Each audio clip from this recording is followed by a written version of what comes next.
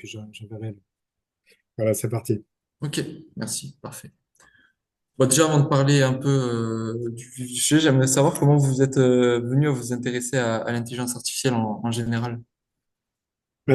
Moi, c'est une continuité. En fait, l'intelligence artificielle, elle s'inscrit dans un continuum qui a commencé il y a bien des années avec l'utilisation de l'informatique par les architectes, que c'est commencé avec AutoCAD, passé par l'image 3D, par le BIM, par l'immersion, par la réalité virtuelle, par toutes ces choses-là. En fait, pour moi, c'est un continuum et je vois, et j'ai, en tout cas, hélas, maintenant, je peux le dire avec le recul, eu toujours exactement les mêmes réactions à chaque étape. C'est-à-dire que quand AutoCAD est arrivé, alors AutoCAD c'est 82, mais en fait, le temps que ça se diffuse dans les agences, c'était exactement la même chose. C'est pas du vrai dessin, etc. Quand l'image de synthèse, ce qu'on appelait l'image de synthèse à l'aube, enfin, aux alentours de l'an 2000, quand ça commençait à se diffuser, démocratiser, on a eu exactement les mêmes réactions. Il y avait des articles dans la presse architecturale en disant que c'est pas de l'image, c'est de l'image menteuse, que c'est pas du dessin, etc. Donc on retrouve très exactement les mêmes discours à chaque fois aux mêmes étapes. Euh, le BIM, pareil, et puis maintenant l'IA, moi je suis pas du tout surpris qu'on ait très exactement également les mêmes discours. C'est très français, hein, faut se dire ça déjà par avance. Euh, Puisqu'on va pas exactement trouver les mêmes réactions dans d'autres pays. Alors évidemment, les pays du Nord, Mm. ça n'est pas le cas. Et j'interrogeais l'année dernière justement mes collègues aux États-Unis pour savoir comment tout ça a été considéré chez eux. Et puis ça y est, c'est embarqué dans l'enseignement, c'est embarqué dans les agences. Donc il n'y a pas de, il y a pas de doute. Ce qui est intéressant, c'est de regarder, il y a le rapport du RIBA. Donc RIBA, c'est l'Ordre des architectes anglais, qui a fait une étude l'année dernière sur l'adoption de l'IA. Donc, ils sont un peu moins frileux que nous, on va dire, mais on retrouve un peu les mêmes réactions chez les architectes, c'est-à-dire d'abord attendre et voir, et puis si jamais ça finit par marcher, que les autres l'utilisent, alors peut-être qu'on s'y mettra, mais en fait, généralement, ça arrive sous la contrainte.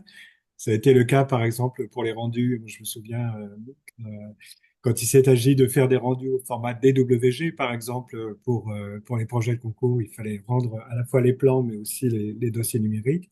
C'est ce qui a forcé les agences, finalement, à faire la bascule. Euh, Mm.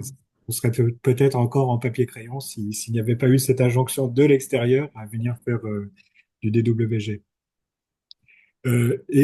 Alors, ce qui est curieux, effectivement, c'est comment dans le milieu étudiant, comment cette image se perpétue et comment cette espèce de frilosité se perpétue. Alors, soit ils ont intégré le discours de l'enseignement, soit effectivement, comme c'est pas valorisé en termes de notation, ben, on fait pas l'effort nécessaire pour franchir le cap.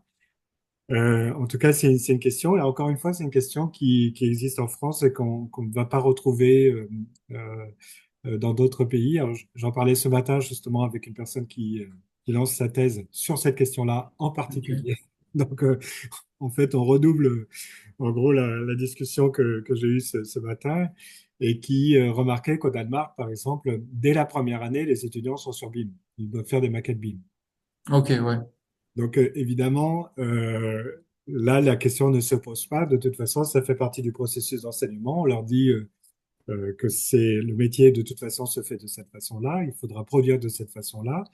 Et puis, voilà, dès la première année, ils sont sur BIM. Donc, on n'a pas les mêmes soucis. On avait fait une grande étude à travers l'Europe où on avait remarqué qu'effectivement, en Allemagne, en Suède, en Pologne, en Irlande, en Angleterre, c'est le cas. Et puis après, en France, en revanche, on a cette spécificité, peut-être notre héritage Beaux-Arts qui joue là-dessus.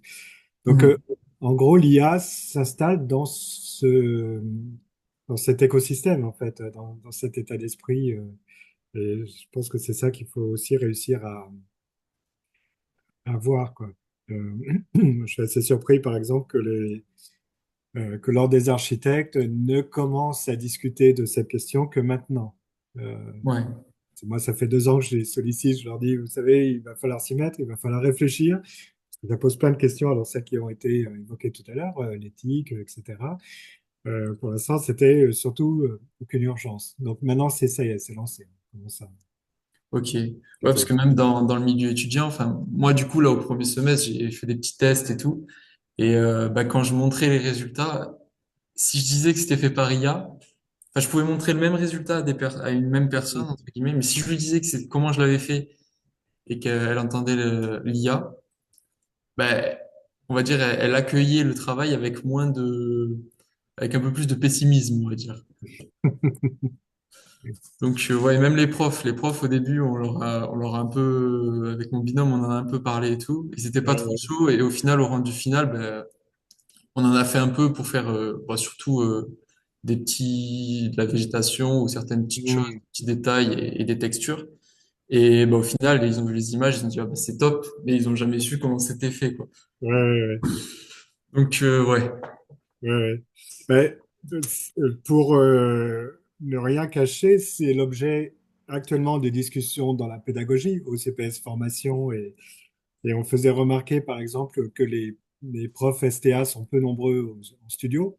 Hum, Et, et en fait, une des conséquences très très nettes qu'il y a de cette non-présence dans les studios, c'est que vous travaillez et perdez énormément de temps sur des choses qui se font beaucoup plus vite si vous connaissiez les outils.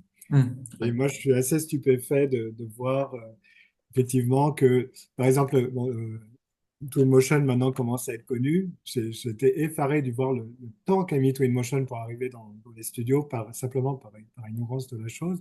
Le Hum. temps passé à faire des rendus, mais on se dit, mais après, les étudiants me disaient, ah, j'ai passé une nuit à faire ça. C'est impossible, quoi.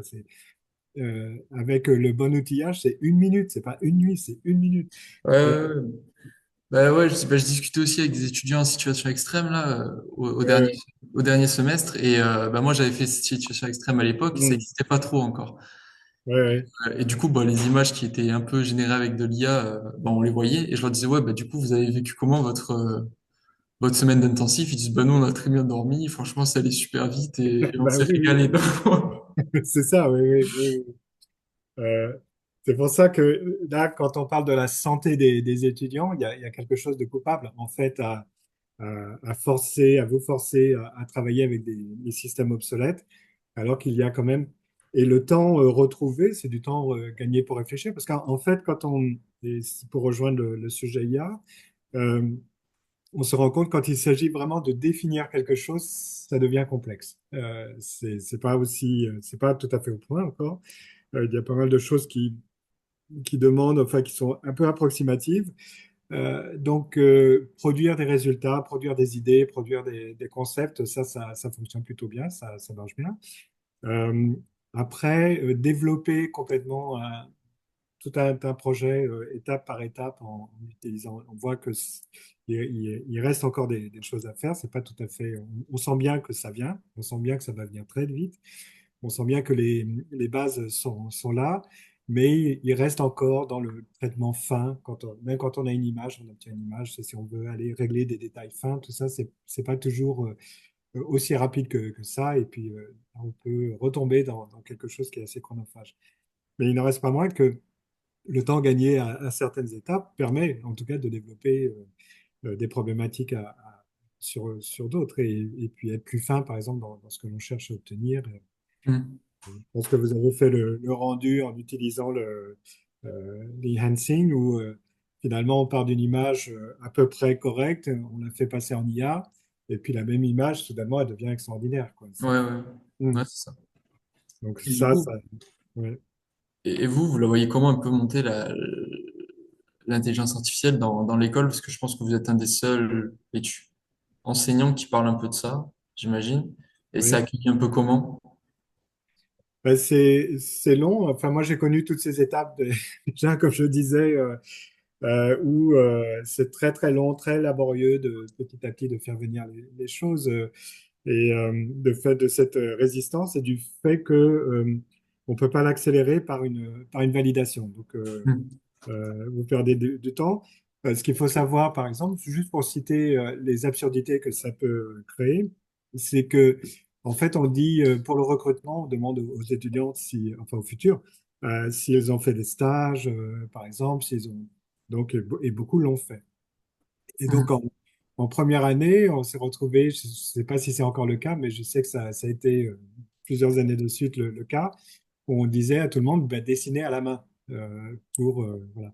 Et ce que faisaient les étudiants, c'est qu'ils dessinaient à l'ordinateur parce qu'ils avaient appris SketchUp, AutoCAD, par ailleurs dans Ouais, d'autres circonstances, qu'ils faisaient le tirage et qu'ils recopiaient à la main. décalqué, ouais, ouais, nous on faisait ça à l'époque. Ouais, ouais. Donc là, on se dit, je ne sais pas quoi, mais il y a un vrai souci. Donc, alors, ce qui risque de se passer avec l'IA, parce qu'on est quand même dans un système qui va très vite, pour le coup, là, on connaît des effets d'accélération très, très importants. C'est que ce qu'on commence à voir, ce sont deux choses. C'est le fait que ce soit omniprésent. Donc, de toute façon, ce sera incontournable. En revanche, ce sera peut-être moins visible. C'est-à-dire que actuellement, on voit l'IA, parce qu'il faut Mhm. encore opérer des choses. Mais si on suit, par exemple, ce qui se passe dans Photoshop, Photoshop, l'IA a disparu maintenant. L'IA est Mhm. partout et l'IA a disparu. Donc, en fait, on l'utilise malgré soi, même quand on ne veut pas l'utiliser. C'est le cas dans son mail. Quand on fait des mails maintenant, il corrige automatiquement l'orthographe, éventuellement la syntaxe, etc. C'est le cas des appareils photo qu'on utilise. En fait, ça devient un peu partout. Dans les logiciels que l'on utilise, donc il y a deux choses, parce qu'on parle beaucoup du rendu, mais il y a aussi la fabrication, enfin les plans, etc. Et donc dans Revit, maintenant, il y a PlanFinder, qui est ce module qui permet automatiquement de tracer des arrangements d'appartements, et qui le fait plutôt bien. Vous avez dit? C'est PlanFinder, donc plan comme un plan, et puis Finder comme un Mhm. finder. Et donc, c'est un module qui permet de faire ça. Juste on détourne ce que l'on souhaite, enfin la surface que l'on veut aménager, et on lui dit on veut deux appartements, trois appartements, tant de pièces. Le programme d'investissement, c'est tac, et puis hop, il fait tout l'arrangement. Il le fait plutôt bien. On voit apparaître aussi, et ça c'est vraiment à surveiller de près, des modules format, par exemple. Alors, format, je l'ai intégré à l'enseignement en master dans outils environnementaux. Ouais. Et là, on peut effectivement faire des analyses urbaines prédictives et le temps que l'on passait, le temps énorme que l'on passait à soit ne pas faire, parce que ça c'est une solution aussi, soit de monter les choses avec Grasshopper et Ladybug par exemple. Là, on a Mhm. juste un bouton à cliquer, on a l'analyse solaire, on a les intervisibilités, on a la lumière, on a le son, et puis on commence à avoir aussi l'arrangement des appartements et le concurrent spatiaux qui est en train de sortir, là, qui est en bourgeonnement, on va dire, va faire la même chose, c'est-à-dire qu'on va avoir vraiment des outils et des logiciels qui vont nous permettre, des applications en tout cas, qui vont nous permettre de faire ces tâches-là. Alors, je ne dis pas que c'est la finalité du projet, mais en tout cas, ça permettra de dégager un certain nombre de problèmes très très rapidement pour pouvoir continuer de réfléchir. Et en termes de fiabilité, c'est aussi fiable que si on le faisait avec Grasshopper et Ladybug ou ça allait un peu moins? Il y a un maillage. Alors, ça, c'est une question intéressante parce qu'en fait, on est effectivement, pour l'instant, dans quelque chose qui va donner des grandes idées Mhm. et qui vont permettre de regarder à peu près où sont les problèmes, comment se manifestent les phénomènes, et puis après pouvoir éventuellement raffiner si besoin est, en utilisant un grasshopper pour un maillage plus fin, et puis, et puis d'aller très, très précisément dans le détail. Mais en tout cas, pour commencer à regarder où sont les problèmes, c'est quand même C'est bien. extrêmement simple et extrêmement efficace. Et c'est ça. Moi, franchement, je suis surpris quand je vois les rendus de PFE que la question de la simulation climatique, en tout cas c'est pas traité. Mhm. Ouais, ouais, ouais. Euh, c'est un problème. Alors c'est un double problème. C'est un problème parce qu'effectivement, Euh, c'est quand même un peu de l'ordre de l'architecture de regarder cette chose-là, surtout dans le contexte de stress climatique dans lequel on est pleinement.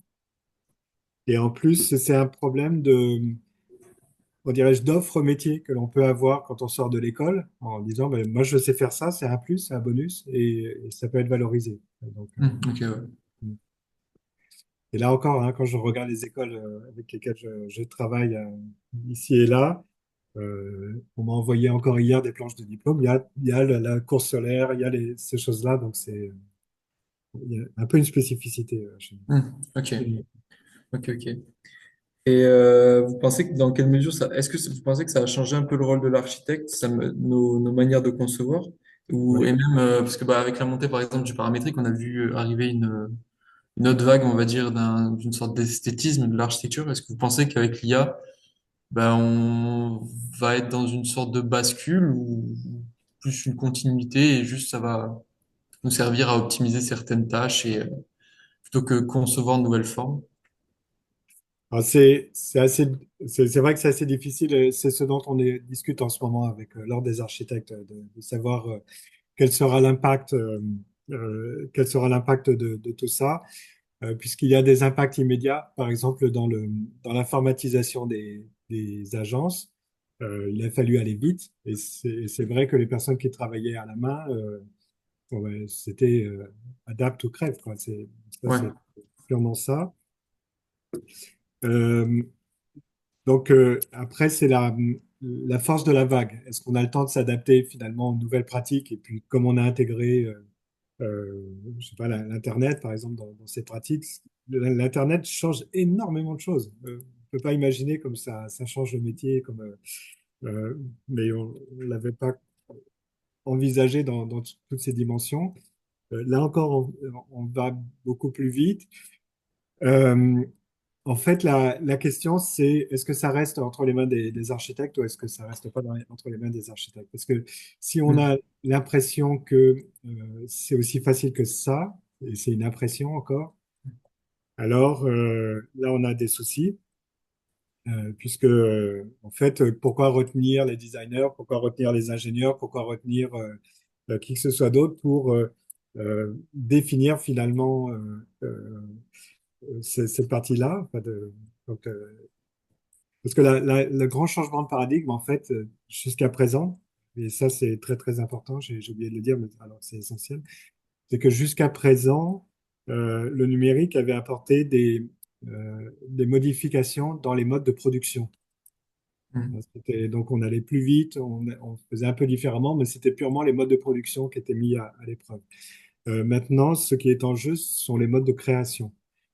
Et c'est ça qui fait la différence. Et ce qui préservait encore le métier, c'était bien le côté créatif, le fait de pouvoir produire des hypothèses et puis de pouvoir les mettre ensuite en œuvre. Si la question de la création effectivement s'échappe des milieux créatifs, si je peux dire, ce que l'on voit actuellement au niveau de l'illustration, euh, là, il y a un danger et il y a une modification de l'organisation des agences. Donc, ce qu'il faut réussir à dire, c'est recerner très précisément ce que sont euh, les métiers et les compétences des architectes.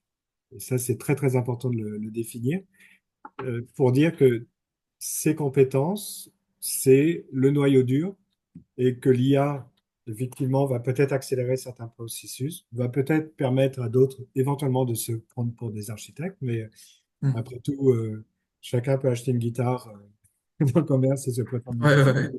Mais il reste quand même quelques musiciens qui font la distinction. Donc, c'est pas parce qu'on a l'instrument que l'on est l'artiste qui peut vraiment l'opérer. Et en revanche, ça demande effectivement d'être très, très conscient de ce qu'est sa valeur ajoutée. Et alors, les contours de cette valeur ajoutée sont assez faciles à définir quand même. Il y a une culture, il y a un savoir-faire, il y a une expérience qui permet de définir, malgré tout, dans les résultats, enfin, c'est ce que vous avez fait, quand vous voyez vos images, vous dites, ça c'est bien, ça ne le fait pas, Ouais. mais c'est pas au petit bonheur, c'est parce qu'il y a quand même eu de l'éducation. réflexion derrière. Ah oui, c'est ça. Et c'est cette réflexion qui fait exactement tout. Donc, euh, et qui doit faire la différence, de dire, moi, je suis capable de discriminer justement ce qui est intéressant de ce qui l'est moins, ou de ce qui est faisable de ce qui ne l'est pas, de ce Hmm. qui est adapté de ce qui ne l'est pas, etc. Et c'est vraiment cette description, cette discrimination, qui est d'autant plus importante qu'on change aussi dans un autre paradigme, c'est celui de l'objet unique, puisque jusqu'à présent, quand on faisait une esquisse, on était sur l'amélioration d'une espèce d'idée première, et puis après on essaie de l'adapter pour que ça fonctionne à peu près. Alors que là, avec le génératif, qui a été annoncé avec Grasshopper, hein, quand j'utilisais Grasshopper, je faisais du génératif. Quand l'IA est arrivé avec du génératif, bon, ben, ça continue, quoi.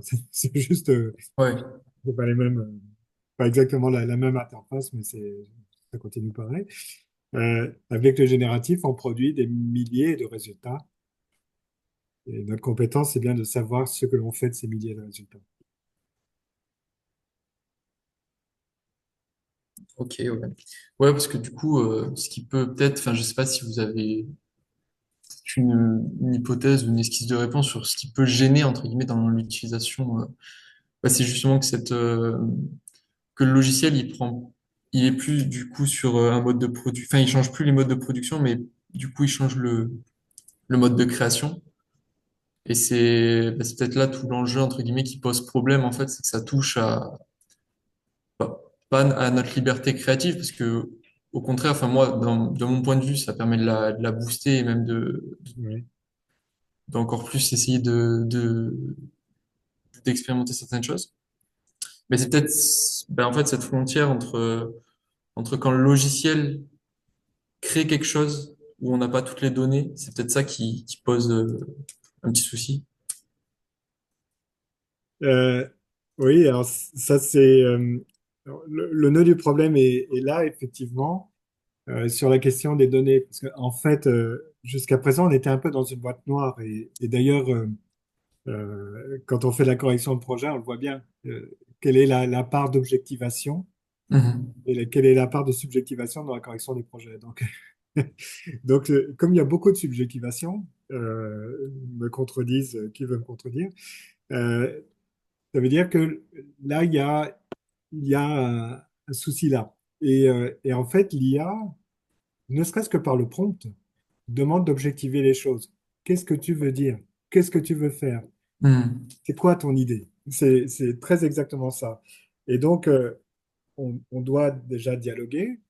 Et puis ensuite, quand on l'a fait, normalement, enfin, quand on commence à maîtriser les choses, l'objet qui sort est le résultat d'une réflexion assez élaborée sur la façon dont on a mené justement sa route créative. Et on peut le prouver parce que on a la trace de cet ensemble d'éléments que l'on a donnés pour travailler. Et c'est la même chose quand on fait du grasshopper justement génératif. C'est qu'on se dit finalement quelle est la question que je dois poser, comment je dois traiter mon problème, quelles sont mes données d'entrée. Objectivement, je les vois et comment je traite la chose, et on le voit, le cheminement dans Grasshopper et dans d'autres. Et c'est cette objectivation de la pensée qui fait peur, parce que c'est plus Mhm. l'espèce de muse comme ça et, et donc on voit bien que ça change aussi la relation que l'on a et le dialogue que l'on peut établir au sein d'un studio de projet, ou après ce sera la question vis-à-vis d'un client de dire, ben, vous voyez, je suis passé par ces phases de réflexion, ce qui m'amène à... Et c'est ce qui plaît chez les ingénieurs. Les ingénieurs, ils disent, moi j'ai des règles de calcul, je passe par là, par là, par là, et voilà le résultat. Donc, vous pouvez Mhm. faire confiance parce que ma façon de procéder, elle est là, elle est affichée, elle est claire. Et le nœud du problème, il est bien là. C'est que on dit, c'est plus ma bonne intuition, fut-elle géniale et tout ce qu'on veut, mais il y a quelque chose qui est de l'ordre de l'objectivation. Ok. Et juste, vous avez évoqué une personne qui faisait sa thèse au tout début. C'est quoi son prénom ou son nom de famille? Alors, j'ai déjà ma thésarde qui est Harpi Mangasarian, que vous pouvez aller interroger. Elle s'appelle? Harpi Ah, Harpy, j'enverrai ses références, je répondrai par mail, je ok, retiendrai ouais, pas de ses souci. références, qui travaille justement sur l'impact de l'IA sur la pédagogie, sur le métier. Et on travaille avec des agences, d'ailleurs, et je vais la semaine prochaine, moi, chez architecte associé, chez AS, pour discuter de ça avec eux. Je le fais assez régulièrement d'aller rencontrer des Ok, agences, parfois des grosses agences, qui se posent des questions, qui se posent ces questions-là, en fait. Comment ils vont prendre le virage, comment ça va les impacter, ce qu'ils vont faire, etc. Et, euh, et donc, l'autre personne va travailler davantage sur le BIM, est au CSTB en ce moment et regarde effectivement comment dirais-je, la modification des organisations par rapport à toutes ces instrumentations et comment on s'en empare ou comment on peut les faire passer, même avec la résistance des gens. ok. Mm. Et parce que du coup, l'objectif, ça serait aussi de faire un peu des études de cas, enfin, bon, je dis des, mais peut-être une, ou, enfin, je sais pas encore trop. Est-ce que vous aurez des noms d'agences françaises, si possible? Parce qu'après, moi, j'ai vu que, enfin, je connais MBRDV, je sais qu'ils travaillent dessus, mais Oui, comme oui, ils ont déjà été interviewés, ça sert pas à grand-chose de oui, de retourner parce qu'ils vont juste me redire la même chose, je suppose. oui, oui. Mais Euh, et après, ouais, ouais, je sais pas. oui, oui. Il y a, en tout cas, les agences que j'ai vues, il y a plusieurs personnes à interroger. On va aller, a priori, la semaine prochaine. Alors, éventuellement, on pourrait faire une visite commune à un studio qui produit de l'image, qui fait de l'imagerie, justement, pour les agences d'architecture. Parce que ça, c'est pareil, c'est un point d'observation intéressant sur de voir comment ça impacte leur métier, parce que eux ne font que de l'image. Donc, évidemment, Ok, l'IA là-dedans a un impact fort. Il y a des centres de formation qui sont des points. Donc, j'enverrai ces références, hein. Je ferai le petit paquet d'envoi.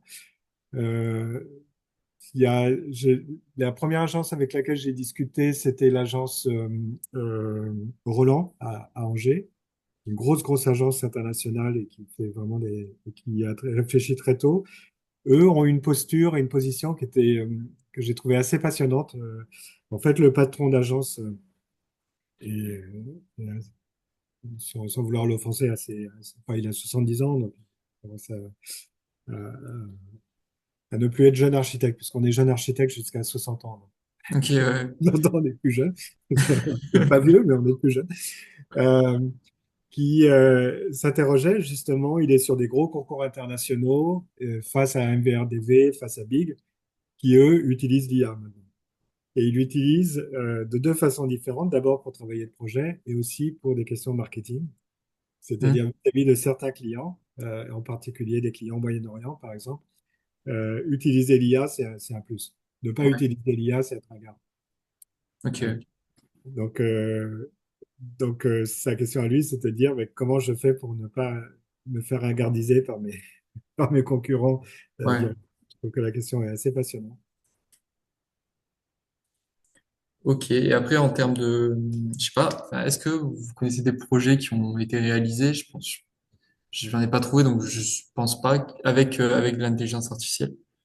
Alors, pour l'instant, de toute façon, on ne peut pas faire toute la chaîne. Donc, on ne peut pas Ouais. dire j'ai un projet entièrement IA. On peut faire l'esquisse et puis après, très vite, il faut repartir dans une chaîne classique.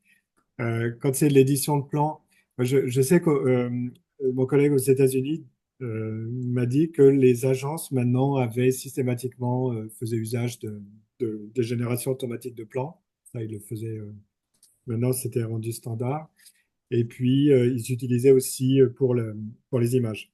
Hmm, Donc, à partir d'une maquette 3D, donc ça devient assez standard maintenant. On met sa maquette 3D, on fait le rendu.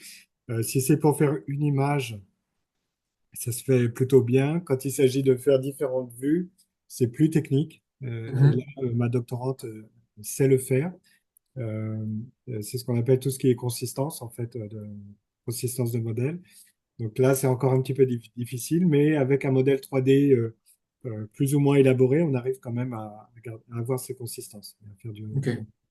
Et donc ça fonctionne pas trop mal.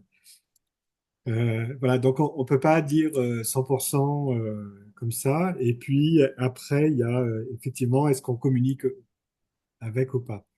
Ouais. Et, euh, et donc, il y a une anecdote par rapport à ça qui est assez savoureuse. Parce que ce dont on traite ici, c'est tous les domaines, hein. Tous les domaines de la Mhm. création sont impactés. Et pour ce qui concerne les scénarios de cinéma, par exemple, il y a une application IA qui est sortie pour faire automatiquement des scénarios.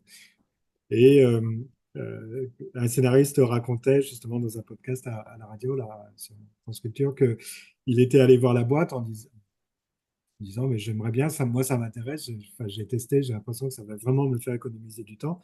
Je veux bien vous l'acheter, mais je veux pas que vous le disiez, parce que Mhm. je ne sais pas comment ce sera pris par rapport à mes collègues. Et Ouais. la réponse a été, oui, vous dites tous la même chose. Ok, ouais, je vois. Donc, voilà, ça Ok, traduit ok. assez fortement la tendance. Et après, mis à part là, est-ce qu'il y a des travaux qui sont faits aussi sur comment dire, de l'optimisation de structure ou plus, admettons, on fait un modèle, une maquette, je sais pas, en plâtre ou en ce qu'on veut, quoi, un modèle physique ou même une volumétrie classique sur Grasshopper ou sur Rhino, enfin juste un volume. Et après, avec une IA où on arriverait à avoir des propositions de structure, par exemple des triangulations ou n'importe quelle structure qui pourrait être propice à la forme qu'on a générée, quoi. Alors ça, dans l'IA actuelle, ça n'est pas encore possible tel que c'est fait. En fait, c'est un autre domaine qu'il faut aller. C'est un autre domaine de l'IA qu'il faut aller adresser par rapport à ça. Ouais. Tout simplement parce que l'IA, et on le voit quand on fait des images, n'a pas de référence physique. Euh, Mhm. Physiquement, la physique de la scène dans laquelle il travaille, pour le moment, je dis bien pour le moment, parce que tout ce qu'on se dit, ce sera obsolète dès la semaine prochaine, hein. Ouais. Un nouveau truc la semaine prochaine qui va nous remettre en cause. Mais pour l'instant, il n'y a pas de considération physique, si bien que on voit effectivement, quand on fait nos tests, des interactions entre des objets enfin, qui viennent poinçonner, qui viennent interagir. Ça, on n'a pas de très très bonne réponse par rapport à ça. Enfin, il y a des aberrations ou des hallucinations assez ridicules parce qu'il n'y a pas de notion physique. Donc, Ok. par rapport à ça, ça fonctionne pas très bien. Euh, mais il y a d'autres domaines qui sont tout ce qui est GAN. En fait, c'est tout ce qui est génératif, qui là font ce genre de choses. Et là, l'idée, c'est d'utiliser justement des systèmes d'apprentissage ou d'auto-apprentissage. Donc, en fait, c'est l'IA, vous avez dû voir dans votre état de l'art, il y a eu cette première période, et puis après, il y a eu la première hiver, après, il y a eu la période symbolique, et puis après, on est dans la troisième période actuellement. Et c'est pendant la deuxième période qu'on a mis en place tous ces systèmes, qui sont assez gourmands en calcul, de, Mhm. gros de systèmes experts. Et là, pour ce qui est structure, ça marche plutôt bien, et c'est ce qu'on utilise dans Grasshopper, par exemple, pour pouvoir Ouais, ok. faire ces choses-là. Et on va pouvoir demander, bah, comme on demande avec dans Grasshopper, quand on fait du génératif, on va demander de tester plein d'hypothèses et puis petit à petit de nous faire émerger la meilleure. Donc ça fonctionne bien. Mais Mhm. on est presque dans la génération d'avant, dans ce qui est Ok. garde. Mm. Ok. Ouais, parce que j'avais lu le livre de Stanislas Chaillou, Oui, je sais oui, plus. Et Chaillot, oui. il évoquait Kathleen Muller et Renaud qui avait fait, qui partait de, j'avais pas tout compris. Enfin, je suis pas allé dans enfin, je suis pas allé voir toutes les choses, je les ai vues, mais qui évoquait qu'ils avaient généré des structures. Du coup, je me demandais si c'était, bah ouais, par les GAN ou juste par une photo et Oui, après oui, ça travaille. Et après aussi, je m'étais posé la question, je vous avais dû voir les travaux de Coupe Immelblo, oui. et je me posais la question si cette agence-là, elle travaillait sur leur génération de structure avec l'IA ou si juste ils l'utilisaient en tant que outils au début, d'esquisses pour trouver des formes et des shapes qui leur conviendraient et ensuite passer sur d'autres logiciels plus expérimentés, quoi. Enfin, c'est possible, hein. Là, je sais pas particulièrement, mais pour ce qui est structure, enfin, pareil, je pourrais référencer une thèse là, qui a été soutenue l'année dernière qui utilise les GAN. Mhm. Et on est vraiment, comme c'était l'étape d'avant, en fait, hein, c'est ce qui arrive jusqu'à 2022.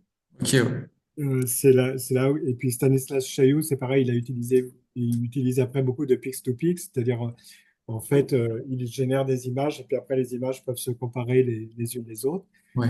Et ça, on l'utilise par exemple pour la physique, pour ce qui est simulation acoustique. Les simulations acoustiques qui sont très très longues à calculer. Ok. Et en fait, par similitude d'image, on arrive à produire des résultats qui sont assez justes, euh, mais en quelques secondes à peine, mais sans passer par les calculs. Après, il faut faire les calculs. Mais en format, on voit très très bien. C'est direct, ouais, ouais. Ok. Ouais. Donc Ok, c'est ok. alors, c'est ça. Et puis mais de toute façon, on lit bien que la question de l'intégration de la physique, c'est quelque chose qui va venir, enfin qui est en train d'être préparé. Euh, donc voilà, ça va venir. Ok. Et en termes, par exemple, purement de matérialité, donc peut-être comment transformer les matériaux ou même, je sais pas, avec l'impression 3D ou quoi, est-ce qu'il y en a qui travaillent dans ce niveau de détail purement du matériau en lui-même avec l'intelligence artificielle? Ou on reste tout le temps sur le bâtiment en général? Euh, alors, la relation matériaux, encore une fois, du fait de ce lien qui n'est pas fait encore entre la physique, Hmm. ça peut être traité à part. Après, c'est son intégration à l'intérieur du workflow, parce que tout est là, hein. C'est après comment relier les choses, parce que ce qui Ouais, nous intéresse, c'est comment relier les choses. Et puis, pour l'instant, c'est pas encore tout à fait là. ok. Euh, voilà. Mais on commence à voir des choses. C'est pour ça que ça va très très vite. Et quand on regarde les articles sortir, par exemple, on aurait eu cette conversation il y a un an, on aurait parlé de la 3D, par exemple. On aurait dit, ouais, la 3D, à voir peut-être. Et Ouais, entre-temps, j'ai vu arriver les premiers articles venus de Chine, parce que là, ce sont vraiment les Chinois qui poussent très très fort en IA là, en ce moment. Et on voit donc 3D, l'image animée, etc. Et puis, voilà, on commence à voir se mettre en place les choses. Et en 3D, pour le coup, je ne sais pas si vous avez testé quelques sites qui permettent de faire de la 3D. Et ça commence à être très, très convaincant, hein. À partir d'une image. il s'appelle comment ce site? Parce que je n'en ai pas trouvé.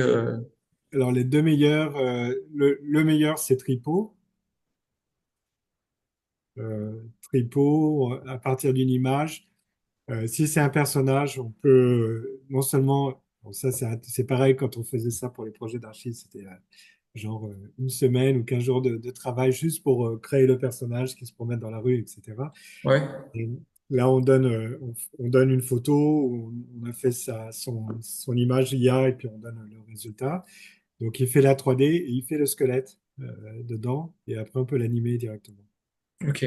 Il fait même donc ça c'est Tripo. Et pour des choses un peu plus, enfin, moins personnages, mais même Tripo fonctionne bien au niveau de l'archi. Il y a Treillis, par exemple, ça c'est un site chinois qui, pareil, on donne une photo et puis il sort la 3D. Alors c'est comme une 3D, comme une photogrammétrie, hein, donc c'est non discriminé. C'est pas faire la distinction entre un mur, une porte, une fenêtre, Ouais, c'est un objet unique.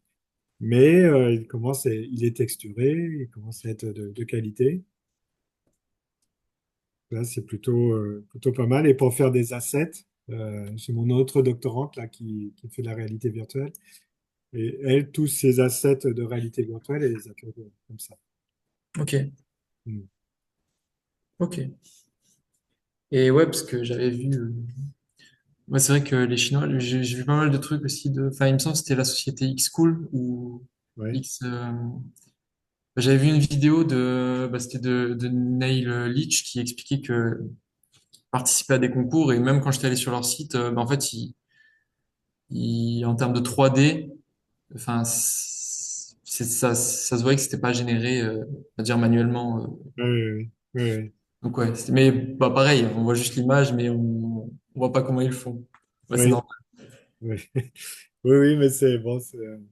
Moi, j'ai mis sur mon blog là, les dernières expérimentations, donc je donnerai les références. J'ai des pas à pas, des choses un peu décomposées pour voir comment,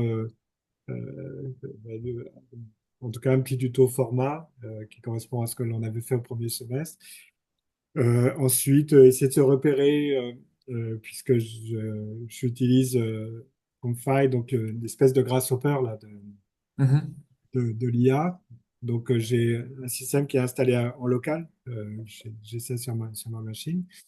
Et puis, je crée mes configurations, je crée l'ensemble des choses. Et puis après, ça me permet de répondre précisément à certaines tâches. Si je veux faire du croquis vers du rendu, c'est comme une définition Grasshopper, en fait. J'ai Ouais.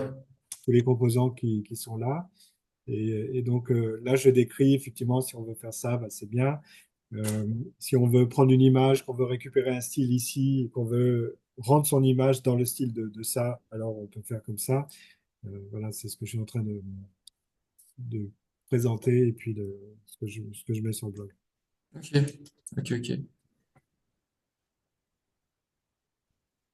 Et puis je cours après parce que c'est, ça, ça bouge, mais vraiment à une vitesse de dingue. Mhm. Autant la vidéo, c'était très compliqué. Je sais pas, on faisait des essais en décembre, c'était très compliqué en vidéo. On était tout heureux d'avoir trouvé le site chinois là qui devient maintenant complètement mainstream. Et puis, et en fait, maintenant, la vidéo, ça devient. Ouais, bah ouais, c'est le site sur lequel Titon il a fait sa vidéo. Oui, oui, oui. Ouais, ouais, ouais. Hmm. Ben, le mémoire de Titouan est vraiment très, très bien en termes aussi de balisage, de processus. Il est Ouais, de vraiment processus. formidable. Bah, ouais, il me l'a montré, il me l'a présenté là la dernière fois. Ouais, ouais. Parce que moi, j'avais un peu suivi ce qu'il faisait vite fait au premier semestre, quoi, parce que c'est un, Hmm. c'est un pote. Mais du coup, là, ouais, il nous avait montré et c'est vrai qu'il a pas mal expérimenté, quoi. Ouais, ouais. Puis, Voilà. ça allait loin et c'est vraiment très, très bien. Puis, d'une bonne façon, en plus. Hmm. Ok. Ouais. Ok, ok. Mais ouais, parce que moi, mes titulaires de séminaire, ils étaient moins, on va dire, moins intéressés par l'expérimentation et plus par le, les faits et le truc très, très scientifique et d'études de cas et d'entretien, quoi. Oui, oui, mais enfin, je suis d'accord, évidemment. C'est aussi le travail que je fais, mais Euh, moi, je peux pas faire mon travail si je ne sais pas faire les choses. Je Ouais, peux pas ouais, travailler correctement si je ne sais pas les faire. Et au bout d'un moment, sinon, c'est du commentaire de choses. Enfin, il y a une histoire de déperdition. Je trouve que bon, c'est toujours bien d'observer par-dessus l'épaule des gens et puis de se dire comment tout ça fonctionne. Mais euh, euh, quand on n'est pas, je trouve, les mains dans le cambouis et puis à se dire, mais comment ça marche ce machin-là et puis comment je m'en sors. Ça permet aussi justement soit de ne pas s'emballer sur la façon dont les choses vont aller ou Mhm. repérer très très précisément les manques et quand on voit parce que je vois plein de vidéos de démonstration aussi puis je vois bien là où ça s'arrête et je sais pourquoi ils s'arrêtent là les gens qui présentent c'est que ça va pas plus loin en fait. Ok, ok. C'est pas parce que c'est un TikTok et que c'est limité à 20 secondes, c'est qu'après il y a rien. Et je le sais parce que j'ai testé moi-même, je sais qu'après, il n'y a rien. Ouais, Euh, ouais. hmm, Bah, parce que c'est vrai que même parce que du coup, j'ai fait quelques petites expérimentations au premier semestre, vite fait, hmm, quand j'avais le temps. Mais c'est vrai qu'au début, moi, j'ai fait ce mémoire pour un peu, parce que j'aime bien tout ce qui est digital et tout ce qui est ouais, ouais. grasshopper, tout ça, tout ça. Et je m'étais un peu refusé, entre guillemets, d'aller dans l'intelligence artificielle, parce qu'au début, je m'étais dit, c'est un peu de la triche. Et en fait, quand j'y suis allé, je me suis rendu compte que bah, c'était pas Mm. du tout aussi simple que ce qu'on pensait, quoi. C'était pas Ah bah le non, non, logiciel non, non. magique, c'était pas Mm. le logiciel magique qui allait nous sortir quelque chose Mm. sans qu'on fasse plusieurs essais, quoi. C'est ça, exactement. Oui, oui, oui. Oui, oui. Et c'est vrai que, ben, en fait, c'est la première chose qu'on pense quand on pense à l'intelligence artificielle. On pense à un truc tout fait, tout cuit. Non, non, c'est pas le cas. Donc, ouais, c'est vrai que. Mm, mm. Oui, Donc, oui, et c'est pour ça qu'il y a des redondances sur ce que j'entends moi. Et euh, il y a quelques années, quand c'était la 3D, donc des choses qui sont hyper banales maintenant pour vous, en fait, de faire du rendu sur, je sais pas, sur Blender, sur 3ds Max ou sur autre chose de plus facile. Euh, J'avais quand même des collègues enseignants qui me disaient, ah oui, mais alors là, c'est trop facile, il suffit d'appuyer sur le bouton. Je disais, ouais, je dois être assez mauvais parce que eux savent qu'il y a un bouton spécial, il suffit d'appuyer dessus. Génial. Et moi, je connais même pas le bouton. Et je me galère à faire ça. Et puis, laborieusement, je finis par aboutir à un résultat alors qu'il y a un bouton magique. Mais où est-il ce bouton magique? Et l'IA, c'est un peu ça, les réactions que l'on a. Ah oui, il suffit d'appuyer sur le bouton et puis ça sort tout de suite le truc. Bon, ben, où est le bouton? ok, ouais. Hmm. Et ben, une dernière question, après je vais vous libérer. Est-ce que vous connaissez des personnes qui sont vraiment pas pour l'intelligence artificielle dans l'architecture? Euh, Enfin, qui écrivent dessus et qui un peu, pas descendent, mais ont vraiment un avis très tranché mais négatif, on va dire. il faudrait que je revoie dans Chronique d'architecture. Je crois qu'il y avait eu des points de vue. Le site en ligne, il faudrait re-rechercher mon site en ligne Chronique d'architecture. Oui, on doit trouver ça. Oui. Ok. Alors, il y a un filtre pour moi et je suis très, très, pour le coup, tatillon sur ça. C'est quand on parle, c'est le vocabulaire utilisé. Et quand, pour moi, les feux rouges s'allument quand on commence à utiliser le terme outil, quand on dit ce n'est qu'un outil. Euh, Hmm. Là, là, il n'y a pas plus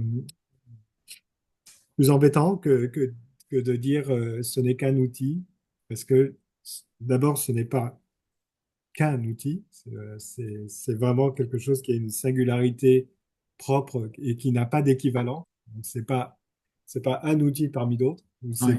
Euh, et ça fait des choses que l'on ne fait pas avec d'autres choses. Donc, ce n'est pas qu'un outil, c'est absolument déjà maladroit. C'est stupide en fait de dire ça comme ça, mais donc faut vraiment se méfier. Et dès qu'on entend des personnes dire ce n'est qu'un outil, là on peut commencer à regarder ce qu'ils disent par ailleurs parce que généralement c'est pas très très bon. Ok. Et, et donc et même le terme outil n'est pas adapté la plupart du temps et c'est intéressant aussi de trouver le mot qui convient. Et j'avais fait ce travail-là justement avec une agence d'archi où ils étaient partis en disant mais qu'est-ce que c'est cette chose-là? Déjà, ils avaient évité de dire ce n'est qu'un outil. Et je leur avais dit, bah, effectivement, commençons déjà à bien nommer les choses et Hmm. savoir. Alors, cette agence m'avait dit, bah, c'est un compagnon. Et je trouvais intéressant le terme de compagnon. Euh, Ok. Roland, justement, l'archi là d'Angers, avec sa grosse agence qui, lui, fait de l'aquarelle. C'était vraiment intéressant parce qu'il a laissé parler donc ses collaborateurs, une grosse agence, donc il y avait du monde à s'exprimer. Et puis, il a dit, moi, en tout cas, pour moi, il y a une chose qui m'oblige par rapport à l'arrivée de l'intelligence artificielle, c'est de définir qui je suis et Hmm. quelles sont mes valeurs. Et ça, j'ai trouvé ça merveilleux parce qu'en fait, il avait exactement mis le point là où il fallait. C'est Ok. qu'au bout d'un moment, on se dit, où sont mes valeurs là-dedans? Qu'est-ce que je porte moi? L'IA, telle qu'elle arrive, effectivement, va bousculer des pratiques, va changer, va peut-être demander d'opérer différemment. Mais il y a des choses auxquelles je tiens. Et ces choses, il faut que je puisse les définir. Et il dit, quand j'écris un prompt, finalement, j'écris un texte, et ce texte a autant d'importance que quand je fais une description de projet. Et et ça m'oblige à réfléchir à où sont mes valeurs. Ok. Et ça, c'est bon. Ça, c'est bien. Alors, effectivement, compagnon, ça, c'était poétique parce que c'est une autre façon de travailler, hein, le fait de dialoguer avec cette chose-là, c'est pas AutoCAD, hein, on va tirer Non, des ouais, trucs. il réagit, quoi, entre guillemets, C'est par ça, rapport à oui. ce qu'on Oui, lui oui, demande ou ce qu'on a, ce qu'on fait. oui, oui, oui. C'est pas un bête, enfin, il exécute pas bêtement quelque chose que, Ben non, une commande, entre guillemets. non, non, non, non. Donc, ouais, Non, non, c'est ça. Oui, oui, c'est exactement ça. C'est pour ça que quand on me dit ce n'est qu'un outil, je dis oui, mon marteau est un outil parce que mon marteau, je le pose là. Si je lui dis, allez, marteau, va planter des clous là-bas et puis je reviens ouais. tout à l'heure, c'est curieusement, il ne va pas le faire.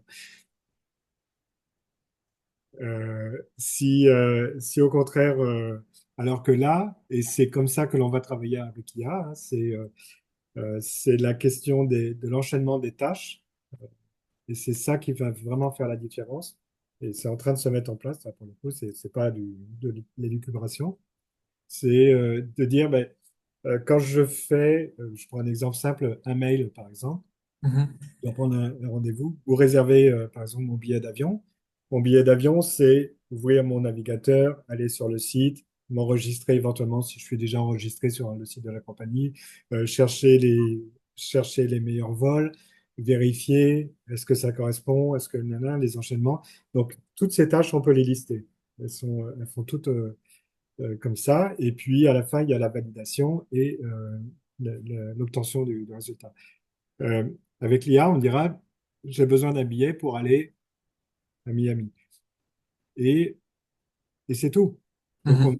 n'ira pas. Et puis, toutes les tâches intermédiaires seront induites euh, et seront réalisées. Et effectivement, par rapport à ça, on se dit, mais mon rôle là-dedans, ce sera bien de vérifier déjà. Déjà de bien spécifier.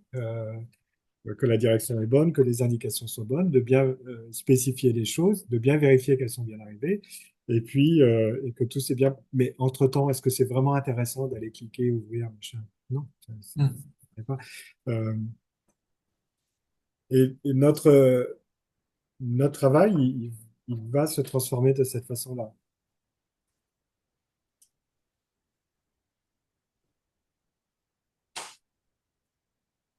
Ok, bah, je pense que c'était à peu près tout ce que je voulais évoquer.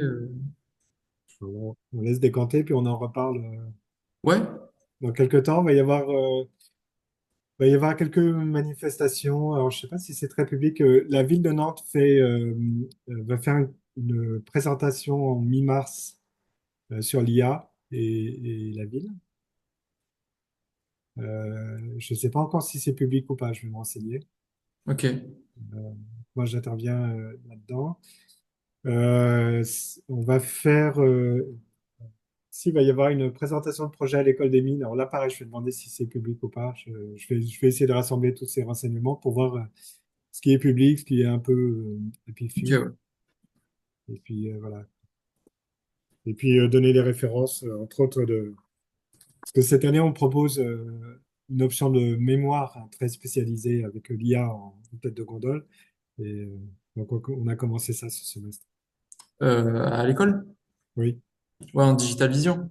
oui, oui. Euh, Bah, c'est là où je voulais venir, mais en fait, bah, comme je suis en double cursus, je pouvais que commencer mon mémoire au premier semestre. Ah, mince. Et pour le finir là, ce semestre, pour ensuite passer à Centrale. Donc, ouais, c'était assez. Le timing n'était pas le bon. Ah, zut. Ok. Donc, ouais, ok. Et ouais, mais en plus, j'ai vu qu'aussi, bah là, il commence enfin, à l'échelle nationale, parce que là, il y a un article qui est sorti à la bibliothèque, la recherche culture, Oui, oui, qui, auquel qui on a brasse. participé, oui. Mm. Ouais, je sais, bah, j'ai vu, parce que je l'ai lu il y a 2, 3 jours, là. Mm, mm. Je suis tombé sur ça, mais qui dressait un peu le panel de enfin, tout ce qu'on pouvait faire, non, mais enfin, un panel un peu de tous les domaines que ça pouvait toucher. Oui, oui, c'est ça. Oui, oui. Donc c'était assez cool. Mais d'accord. Et la Bah écoutez, couverture, c'est ce qu'on a fait en algo-archi. ouais, bah, j'ai vu parce qu'en fait, je tombe sur des images, je dis, bah ça me dit quelque chose, quoi. Ça me dit quelque chose. J'ai déjà vu. Et après, j'ai regardé le référencement, j'ai vu UET AlgoArchi, je dis ah ok.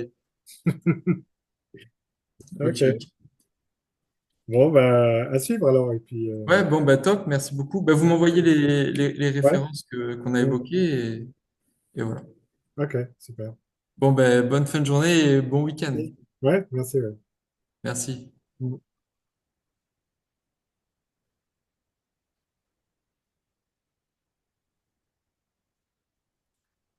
Ah, c'est bon. Garde. Ouais, et vous pouvez m'envoyer l'enregistrement de la vidéo aussi, s'il vous plaît? Ah oui, oui, oui.